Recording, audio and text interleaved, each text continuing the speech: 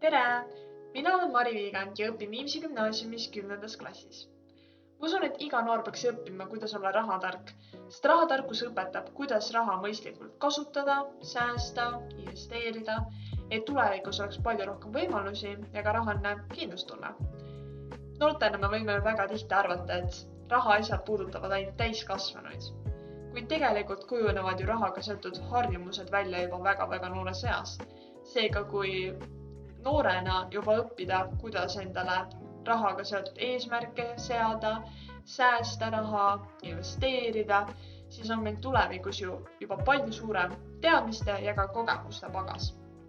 Samuti on rahatarkust vaja ju igapäevaelus, kas või toidupoes täiesti tavaliste ostude tegemisel või suuremate või väiksemate rahaliste eesmärkide seadmisel või hoopis otsustamisel, kas on kõige õigem igakuine sissetulek või siis taskuraha kulutada juba esimesel nädalal ära.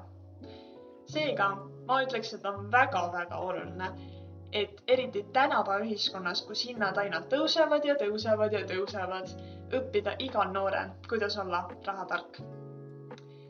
Ja ma väga usun, et ma sobin väga hästi sellesse noorte investeerimislaagrisse, sest ma olen positiivse suhtumisega, aktiivne suhtleja, sõbralik ja mulle meeldib ja ma oskan hästi koostööd teha. Samuti ma olen valmis kõigest aktiivselt osa võtma, jagama oma ideid ka teiste noortega ning üldse võtma maksimumi tervest sellest laagri kogemusest ja ka uute teadmiste omandamisest. Seega suur aitäh teile kuulamast ja ma väga loodan, et kohtume juba varsti laagris. Head aega!